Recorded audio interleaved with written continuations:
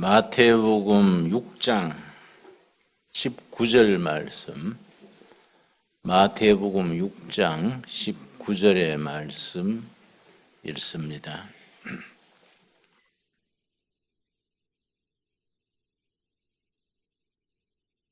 너희를 위하여 보물을 땅에 쌓아두지 말라. 거기는 좀과 동록이 해하며 도둑이 구멍을 뚫고 도둑질하느니라. 오직 너희를 위하여 보물을 하늘에 쌓아두라. 거기는 좀이나 동록이 해하지 못하며 도둑이 구멍을 뚫지도 못하고 도둑질도 못하느니라. 너 보물 있는 그곳에는 너 마음도 있느니라. 오늘 공부의 주제는 신앙과 경제입니다. 신앙인의 물질 관리. 신앙인이 물질 관리를 어떻게 해야 될 것인가? 낯설교 때 잠깐 한마디 했습니다마는 구약을 낳은 유대인들은 물질 경제를 대단히 소중하게 여겨서 하나님이 제일 중요하고 하나님 다음에 중요한 것이 뭐이냐? 돈이다. 딱 잘라서 그렇게 말하고 자녀들에게 가르칩니다. 그래서 돈에 대해서 어려서부터 훈련을 시키고 어려서부터 자신의 경제를 관리하는 습관을 몸에 익히게 합니다. 세상에 종교가 많습니다. 많고 많은 종교 중에 경제를 잘 가르치고 관리하는 종교는 살아남고 경제를 제대로 가르치고 관리하지 못하는 종교는 사라졌습니다. 그러면은 종교와 경제 간의 관계는 어떤 관계냐? 크게 두 가지 사상이 있습니다. 종교의 경제관이라 할 수 있겠지요. 첫째는 청빈사상, 둘째는 청부사상입니다. 청빈사상은 가난하게 깨끗하게 산다. 옛날 우리 조상들이 나물 먹고 물 마시고 팔을 베고 누웠으니 대장부 살림살이 이만하면 족하도다. 그런 시가 있습니다. 그럴듯하게 들리지만은 대장부가 그래 되면은 자기도 망하고 나라도 망합니다. 나물 먹고 물 마시면은 영양실조가 걸립니다. 단백질 공급이 안 돼서 그 사람은 영양실조로 병들게 됩니다. 자는 자세가 반듯하게 누워야지 팔을 베고 누워 자면은 신경통이 걸립니다. 그러니까 우리 조상들이 그런 노래 부르고 버드나무 밑에서 막걸리통 갖다 놓고 기생들다 놓고 부어라 마셔라 노세 노세 젊어 노세 그러는 동안에 나라는 기울어지고 결국은 경제 파탄이 되어서 구한 말에 국가 재정이 없어서 일본이 그 틈을 알고 자꾸 돈을 꿔줬습니다. 자꾸 돈을 꿔줘가지고 감당 못할 만큼 꿔줘가지고 빚값에 나라도 팔아넘기도록 했습니다. 예를 들어서 고종 황제 때 딸 덕혜옹중과 무슨 공주가 결혼을 하는데 딸이 결혼하니까 혼수 비용이 엄청난 거지요. 궁중에 딸 시집 보내는 잔치니까 비용이 만만치 않았겠습니다. 그걸 일본에다가 꿔달라 했습니다. 공주 잔치 비용을 좀 차관 구워주세요. 그랬더니 일본 쪽에서 딱 약점을 잡고 그동안에 빌려간 국채도 많은데 또 빌려달라면 어떡하냐? 우리 쪽 대신이 이완용 같은 사람이지요. 이완용 여러분 아주 국적처럼 나쁘게 말하지만은 그 아는 사람이 드뭅니다. 이완용이 교회에서 세례받은 그 당시의 크리스찬입니다. 이름이 크리스찬이지 분명한 국가관이 바로 서지 못했지요. 일본 대신하고 흥정해서 우리 공주 혼수 비용으로 돈을 좀 빌려주시오. 일본 측에서 그러면 이번에는 뭔 담보를 제펴라. 그냥 안 된다. 그 돈에 빌려준 돈도 엄청난데 그냥 안 된다. 뭔 보증을 해라. 그러니까 우리가 보증할 게 뭐 있느냐. 그러면 저 서해안에 섬 하나 해주라. 그 섬을 담보로 돈을 빌려줬는데 그 섬이 하이도입니다. 하이도. 하이도에서 누가 태어난지 아십니까? 예, 고 김대중 대통령이 하이도 출신입니다. 그런 분들은 태어날 때부터 민족적인 비극 속에서 하이도에서 태어났는데 우리나라 구한날의 슬픈 현실입니다. 그때 나라가 그렇게 흥청망청 공주 결혼하면 결혼했지 왜 땅을 담보하고 돈을 빌려가 합니까? 그런 정신 상태로 하니까 일본에 종살이를 하게 됐지요. 그때 이 나라가 망하지 않고 살려면 어떻게 해야 될까? 많은 조선 독립을 꿈꾸는 젊은이들이 집단으로 기독교에 귀의했습니다. 대표적인 분이 이승만 청년이지요. 이승만이 전주 이시 왕족 출신입니다. 그런데 하는 꼴이 이러면 안 되겠다 해서 요즘 말하면 운동권에 앞장섰지요. 그때 운동권은 지금 운동권하고는 달랐습니다. 민족의 자주 독립을 어떻게 지킬 것인가? 어떻게 일본 외세를 물리치고 중국 외세도 물리치고 자주 독립국가 백성이 주인되는 나라를 만들까?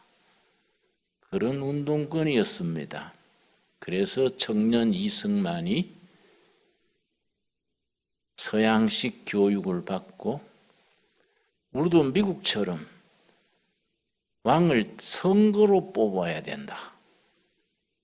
선거로 나라의 지도자를 뽑아야 된다.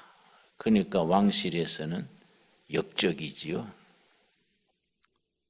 그래서 감옥에다가 넣었습니다. 사형 선고해서 감옥에 넣었는데 감옥에서 예수를 믿었습니다. 감옥에 예수 믿고 난 뒤에 감옥에 있으면서 자기 동료들 전도를 41명 했습니다.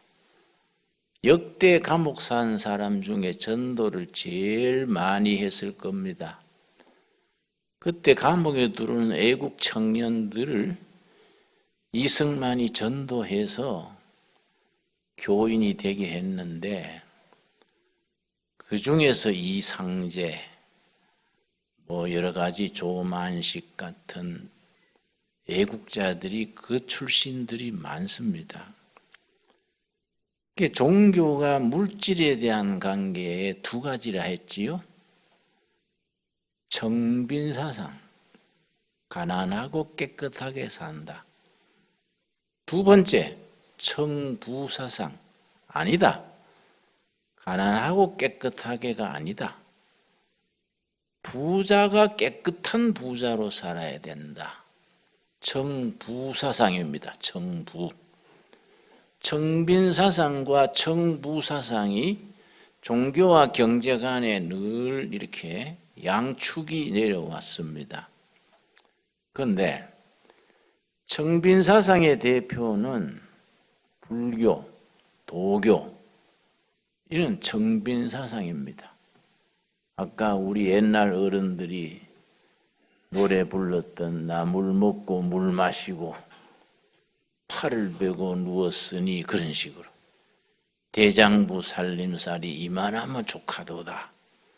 말이 안 되지 않습니까? 대장부 나가서 생산을 하고 부를 일으켜야지, 뭔 팔 비고 누워가지고 나물이나 먹고 물 마시고 하면은 그게 꼴이 말이 아니지요.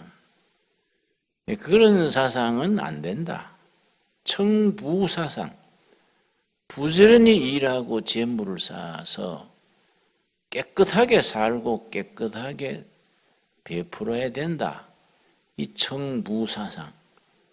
많은 종교 중에서 청부사상 쪽은 기독교와 유교입니다. 기독교와 유교는 다분히 청부사상 쪽이고, 불교, 도교는 청빈 쪽입니다.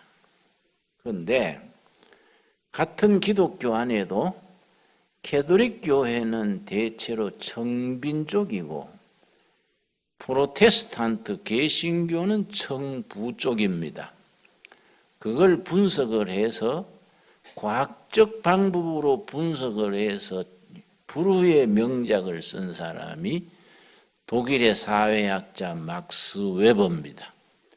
독일식 발음으로는 막스 베버, 영국식 발음으로는 막스 웨버인데, 막스 웨버가 참 천재적인 사회학자랬습니다. 지금 사회학이라는 것은 그 시대에서부터 막스 웨버에서부터 시작됐다 할 만한 사람입니다. 막스 웨버가 천재적인 사회학자로 독일 사회를 가만히 관찰을 해보니 이상한 현상을 보게 됐습니다. 가만히 보니까 종교가 없는 무종교인보다가 종교가 있는 종교인들이 빨리 부자가 되고 빨리 성공하는 겁니다. 또 종교인들 중에서도 무슨 힌두교니 이슬람이니 불교니 다른 종교인보다가 기독교인들이 빨리 부자가 되고 성공하는 겁니다. 그 이상하다.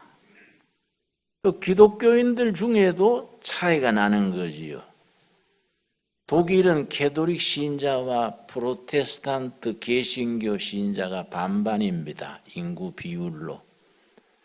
근데 캐톨릭 신자는 주로 공무원, 안정직에, 교사, 공무원, 안정직에 들어가서 월급 받아서 살고 연금으로 살고 주로 그렇게 하는데, 개신교 신자들은 사업을 하고 정치에 나가고 경제 관련 쪽으로 많이 나가는 거예요. 그래서 같은 기독교인데 넓게 보면 다 기독교 아닙니까? 캐톨릭 신자보다가 개신교 신자가 빨리 부자가 되고 사회 활동이 더 활발한 거예요. 이 막스 웨버가 전문가답게 거기에 의문을 품었습니다. 왜 그럴까? 왜 무종교인보다가 종교인이 빨리 성공하고 종교인 중에 기독교 신자가 빨리 성공하고 기독교 중에 캐톨릭보다가 개신교가 빨리 성공하는 이유가 뭘까? 왜 더 부자가 나오고 사회적인 성공하는 사람이 나올까? 그걸 학문적으로 수년간 연구해서 데이터를 모아가지고 분석을 하고 그래서 책을 썼습니다. 그 책이 이제 프로테스탄티즘 윤리와 자본주의 정신 이런 책입니다. 워낙 유명한 책이니까 우리가 뭐 알려진 책이지요. 우리 교회 조그만한 도서실에도 책이 있습니다. 프로테스탄티즘 윤리와 자본주의 정신. 그 책은 아주 그 방면에 아주 탁월한 책입니다. 책이 읽기도 얇지만은 내용이 쉽습니다. 그 이유를 사회학적으로 분석을 해서 쓴 겁니다. 결론부터 말씀드리자면은 막스 웨버가 관찰한 결과 프로테스탄트, 개신교 신자가 빨리 부자가 되고 경제적 기반을 빨리 잡고 사회 지도층에 진출하는 이유는 교회에서 배운 것을 삶에서 실천하기 때문이다. 개신교는 설교, 성경 공부, 교회 생활 여러 가지 내용을 몸으로 체득시킨다. 체득이란 말이 중요하다. 몸 체자 얻을 득자. 그냥 뭐 미사 드리고 법회 참석하고 끝나는 게 아니라 삶 속에서 몸에 배이도록 그렇게 몸 깊숙이 몸으로 익히도록 하는 거지요. 교회에서 설교 들은 거, 성경 공부하는 거, 구역 활동, 선교회 활동, 이 모든 활동들이 빨리 성공하게 한다는 겁니다. 교회에서 배운 교훈, 설교, 성경 공부의 내용이 뭐냐? 그것 때문에 개신교 신도들이 경제적으로, 사회적으로 빨리 성공하게 하는 이유가 되는 뭐냐? 네 가지다. 네 가지를 꼽았습니다. 우리나라도 지금 국회의원이 300명입니다.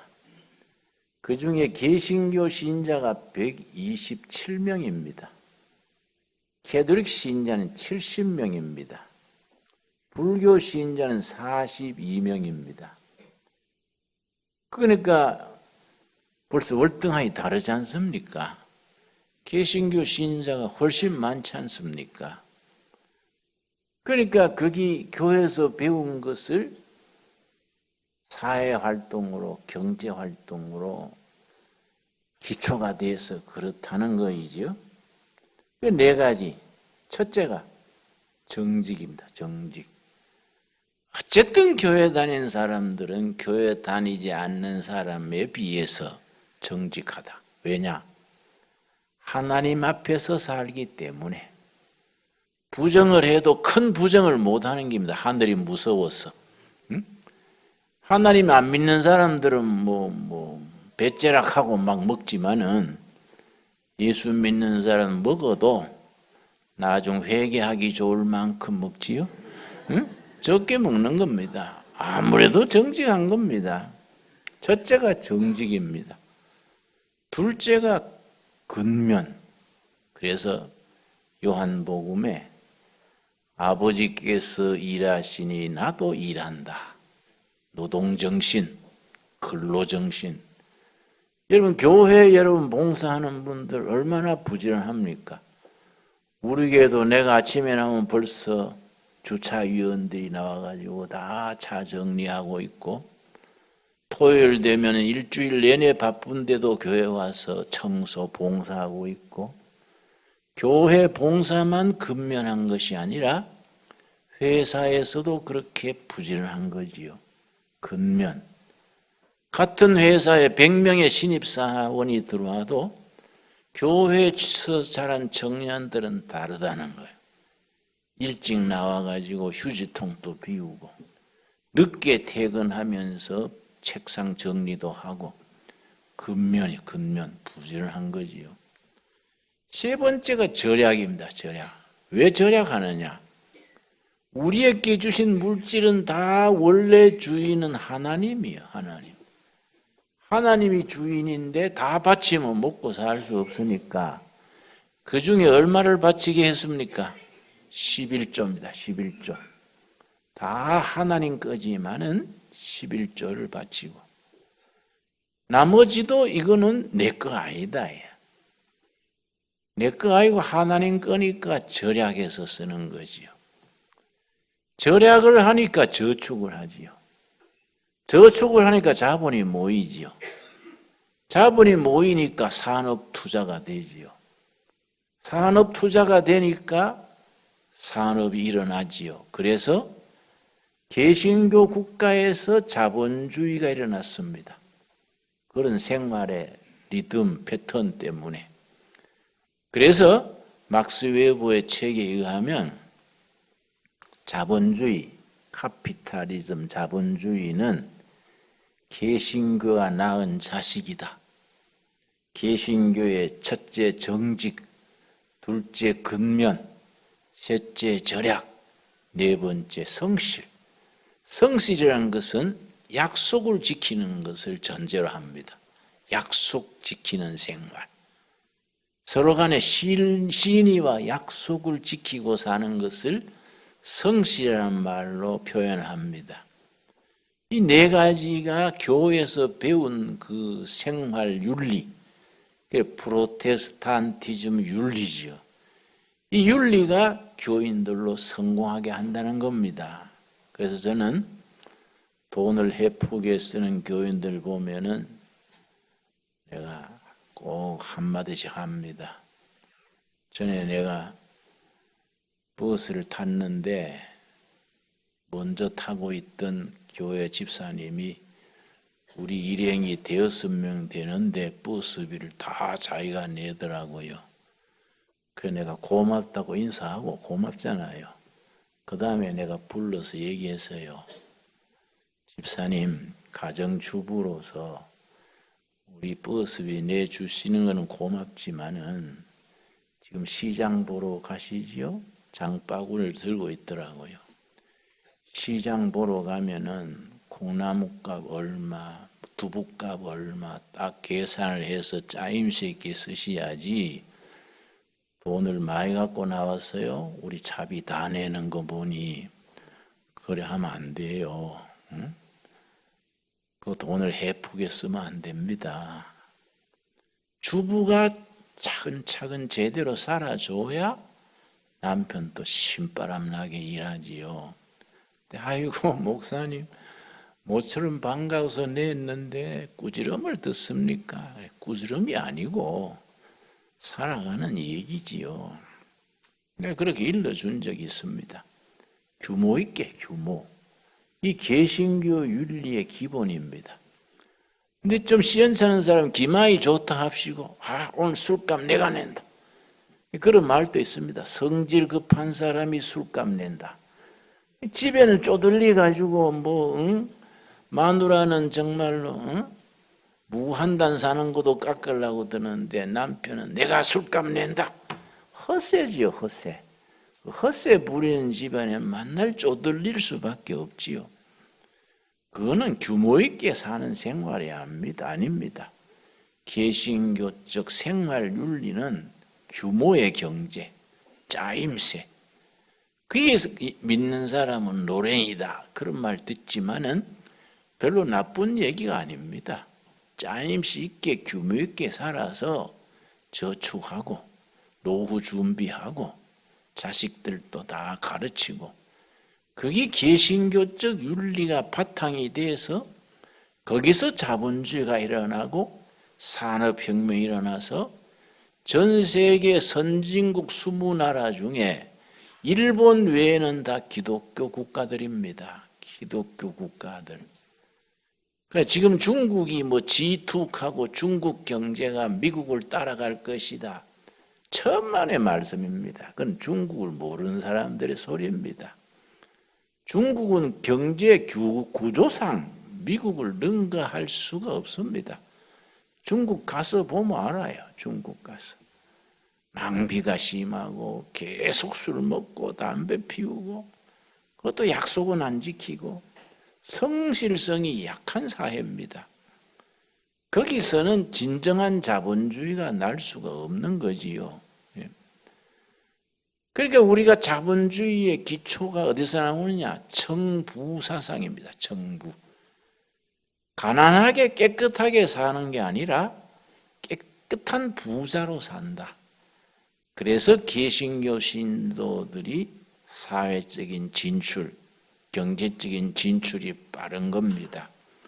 그걸 가지고 베풀고 사는 거예요. 다 내게 아니라 하나님의 일에. 그래서 교인들이 기부를 많이 하지 않습니까? 베푸는 정신이 있는 거지요.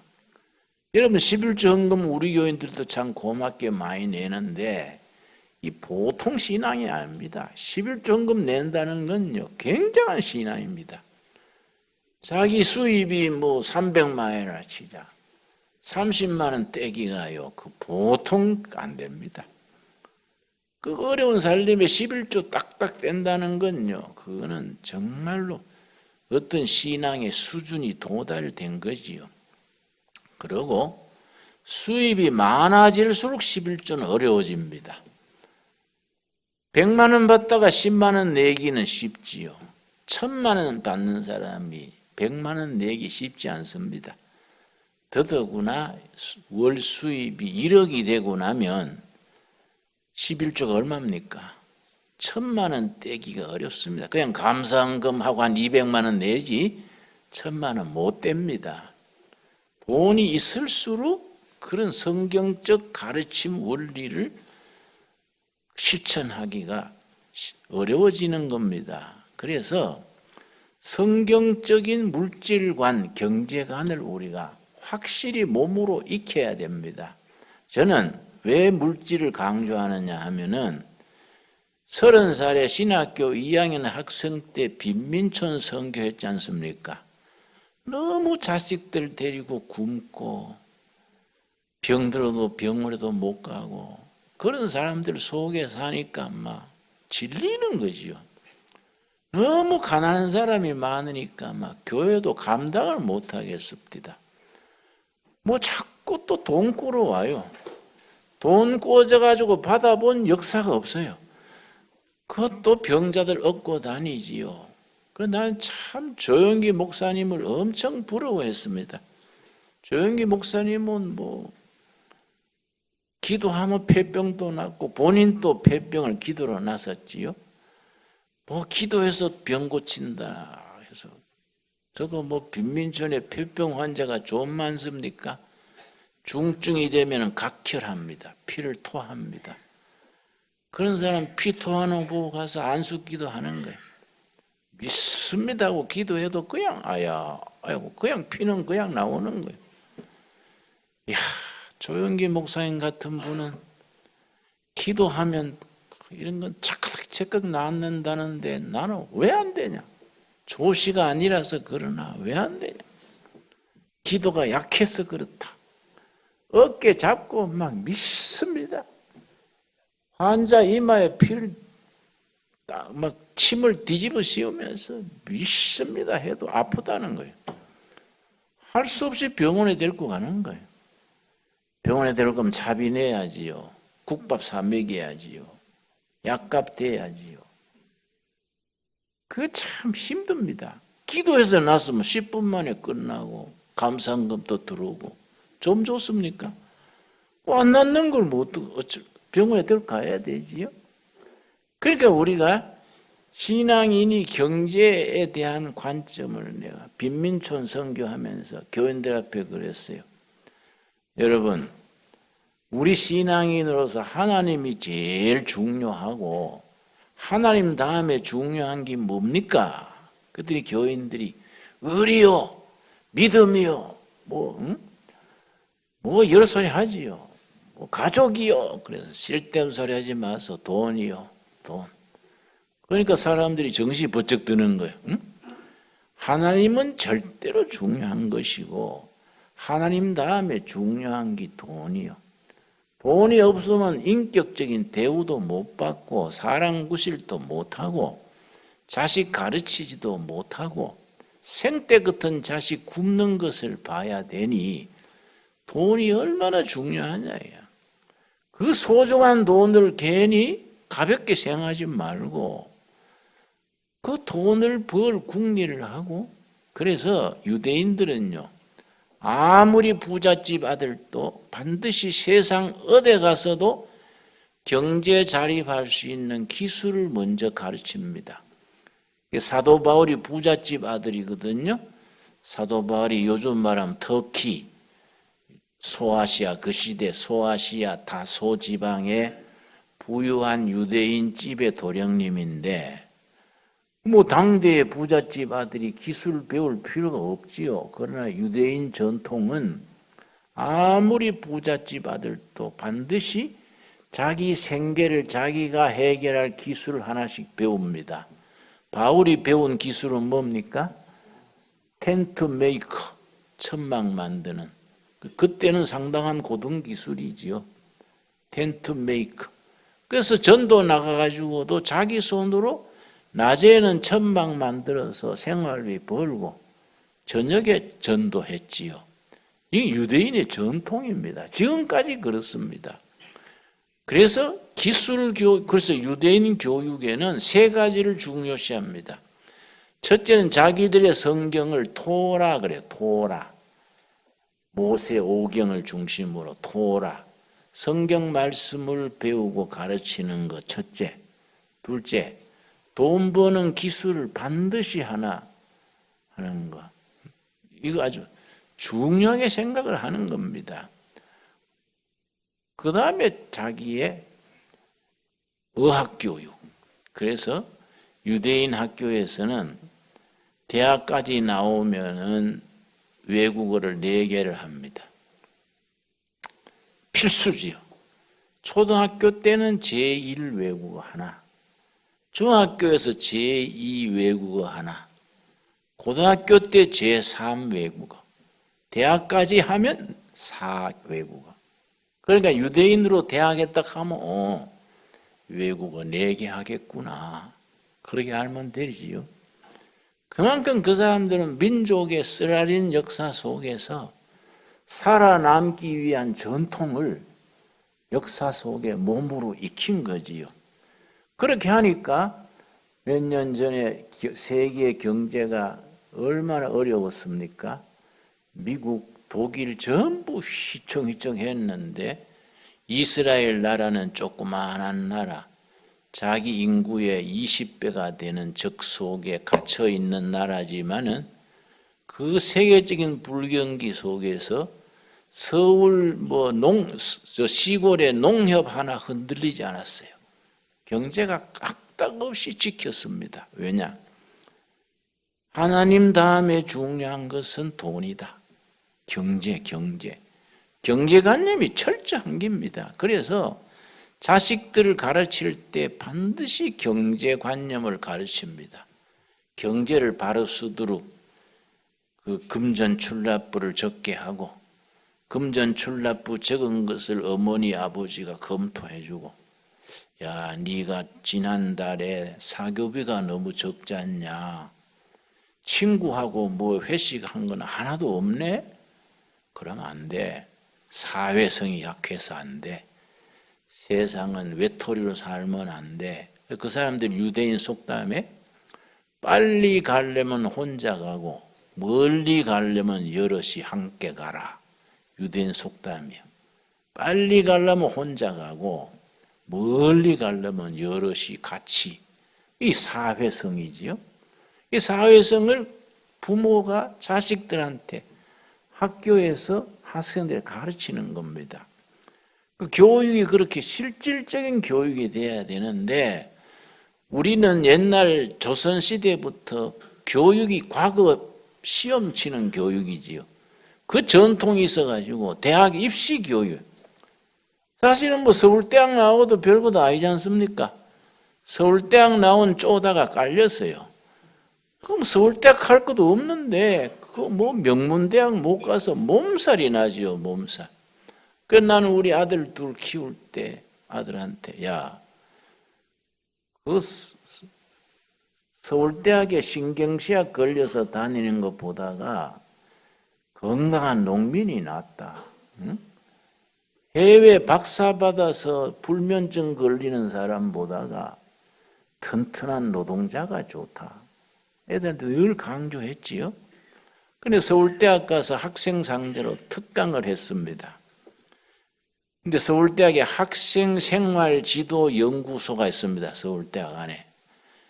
특강 마친 뒤에 그 담당 교수가 상담 심리학 했는 분이 그 소장인데요. 나를 자기 방에 초청했습니다. 목사님 오늘 강의 참 서울대 학생들한테 좋았습니다. 그러면서 이 차 마시고 얘기하는데 목사님 서울대학 그러지만은 신경증으로 신경증 환자, 신경쇠약, 불면증, 대인기피증 이런 환자가 30%가 됩니다. 30%. 100명 중에 30명은 정신이 온전 잔탁이야. 그 중에 당장 입원 치료해야 될 정신질환이 6%가 됩니다. 서울대학 교수의 말입니다. 자기가 걱정하는 거예요. 신경쇠약 걸린 서울대 학생이 무슨 사회에 기여를 하겠습니까? 목사님 말씀이 맞습니다. 그렇게 그런 얘기를 서로 나누었습니다. 그러니까 이 시대의 기독교적인 생활, 성경적인 가치관 이게 얼마나 사회에 건전하냐. 막스 웨버가 말하는 기독교인들이 개신교 신자들이 자본주의를 일으키고 빨리 성공한 생활 윤리의 비결 4가지 우리 한번 복습을 합시다. 첫째 뭐라 그랬습니까? 정직.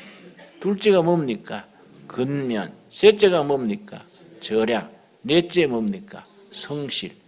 성실에는 약속을 잘 지키는 거. 모든 인간관계에 경우를 지키는 거. 우리나라는 경우 없이 그러지, 경우 없이. 이 경우와 상식을 존중하고 약속을 지켜야 되는데 그걸 성실이라 한다, 성실. 이 4가지가 개신교가 교인들이 교회에서 배우는 경제 원리다. 그래서 교인들이 빨리 성공한다. 그 이제 학문적으로 정리한 책이 그 책입니다. 그런데 아까 말씀드린 막스 웨버의 프로테스탄티즘 윤리와 자본주의 정신 그 책에서 개신교적인 생활 태도로 성공하는 성공 사례를 하나 들었습니다.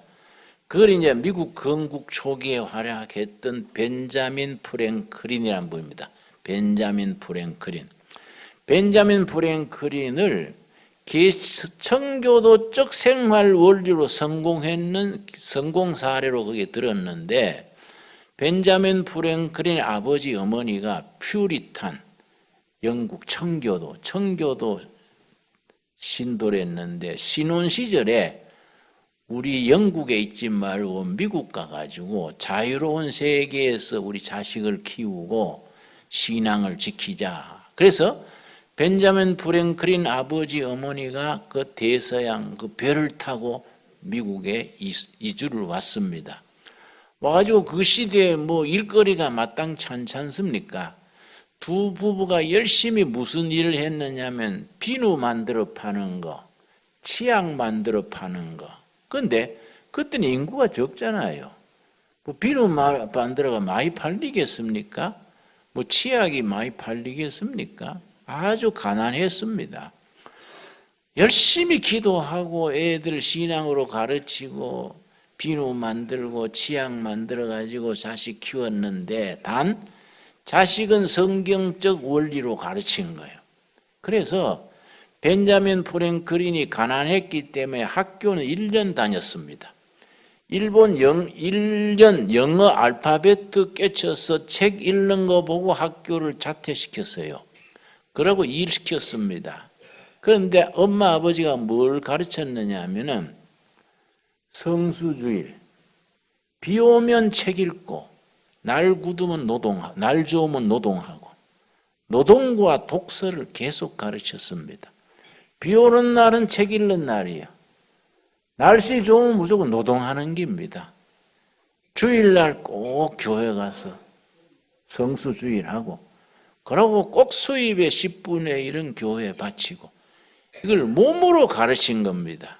그래서 벤자민 프랭클린이 나중 자서전을 쓰면서 자서전을 오토비아그래피 그러지요. 벤자민 프랭클린의 오토비아그래피 거기에 보면은 내가 집안이 가난하여 학교라는 1년밖에 다니지 못했지만은 오늘날 내가 성공할 수 있었던 것은 우리 어머님이 청교도 신앙으로 잠언 22장을 몸으로 가르쳤기 때문이다. 한번 찾아보겠습니다. 잠언 22장 아마 5절일 겁니다. 잠언 22장. 그걸 자기 글에 썼습니다. 내가 잠언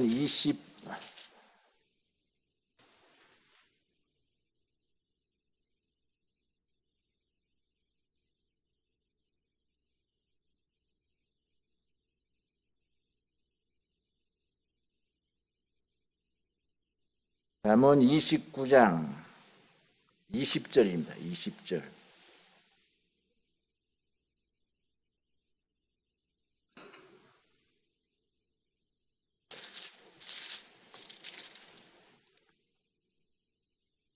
예, 죄송합니다. 22장 29절. 옛날에 읽은 책이어서 헷갈립니다. 22장 29절. 이게 그 책에 벤자민 프랭클린이 인용했는 구절입니다. 자기 자서전에 이걸 썼습니다. 잠언 22장 29절. 너가 자기의 일에 능숙한 사람을 보았느냐? 자기의 일에 영어 성경에는 in his business, 자기 비즈니스에 성실한 사람, 능숙한 사람, 자기 사업 비즈니스에 능숙한 사람을 보았느냐? 이러한 사람은 왕 앞에 설 것이요. 벤자민 프랭클린은 미국 독립전쟁 할 때 큰 공로를 세우고 미국 대통령 외에는 골고루 다 했습니다. 외무부 장관, 무슨 장관, 대통령은 안 했지 요직은 두루 거쳤는데 외국 대사로 나간 것이 4번입니다. 그때마다 왕 앞에, 프랑스 왕 앞에, 영국 왕 앞에 설 것이요. 그 다음 뭡니까? 천한 자 앞에 서지 아니하리라. 자기 비즈니스에 능숙한 사람은 왕 앞에 서고 빈민촌에 살지 않는다. 그 뜻이지요. 이 자기의 생활 훈으로 자기 어머니 아버지가 가난해서 학교는 못 보냈지만은 이것을 몸으로 가르쳤다. 몸으로 체득시켰다. 그래서 내가 오늘날 성공할 수 있었다. 이제 그렇게 자기가 썼어요.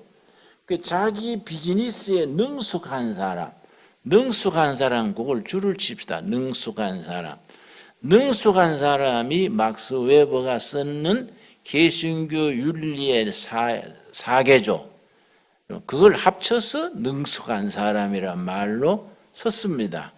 4가지 조건. 첫째는 뭐이지요? 정직. 2번째 뭡니까? 근면. 3번째 뭡니까? 절약. 4번째 성실. 그런 사람을 봤느냐? 그 사람은 성공해가지고 왕 앞에 선다. 조급한 사람, 규모 없이 덜렁거리고 돈도 막 쓰고 조급한 사람은 가난한 사람 촌에, 빈민촌에 가서 산다. 그 얘기지요. 그래서 오늘 예수님께서 가르쳐 주신 말씀이 물질에 대한 얘기인데, 물질을 자기 걸로 생각하고 뭐 헛되게 쓸지 말고 하나님의 뜻에 맞게 물질을 써라. 네 보물을 어디에다가 쌓으라 그랬습니까? 하늘에 쌓아라. 자, 우리 마태복음 6장 되돌아옵니다. 마태복음 6장. 그래서 우리가 성경을 깊이 읽고 묵상하면서 우리 생활에 작은 거, 큰 걸 적용을 해야지 이거 제대로 배우지 못하면은 돈을 낭비하게 되고 규모 없이 쓰고 그래가지고 감당하지 못해가지고 나중에 부도가 나고 친척들한테 돈꾸러 다니고 자기 혼자 망하면은 다행인데 처갓집 돈 또 끓여오고 사촌 육촌까지 다 끓여 들어가지고 줄도산. 그러니까 이런 것들이 우리가 기본적으로 성경적인 생활, 경제 태도를 가져야 되는 겁니다. 자, 6장 21절, 19절, 마태복음 6장 19절, 마태복음 5장, 6장, 7장을 뭐라고 부르지요? 산상수훈이지요. 누가복음 6장도 비슷한 교훈이 나오는데 이거는 평지에서 가르쳤기 때문에 평지수훈. 마태복음 5, 6장은 무슨 수훈입니까? 산상수훈. 산상수훈이 성경적 윤리의 금자탑이라 그러고 천국의 헌법이다 그렇게 말합니다. 천국이란 나라가 헌법이 있다면은 마태복음 5장, 6장, 7장이다 그렇게 말하는 중요한 내용입니다. 예수님의 가르치심의 엑기스를 모은 것이 마태복음 5, 6, 7장입니다. 6장 19절 너희를 위하여 보물을 땅에 쌓아두지 말라. 거기는 좀과 동록이 해하며 도둑이 구멍을 뚫고 도둑질하느니라.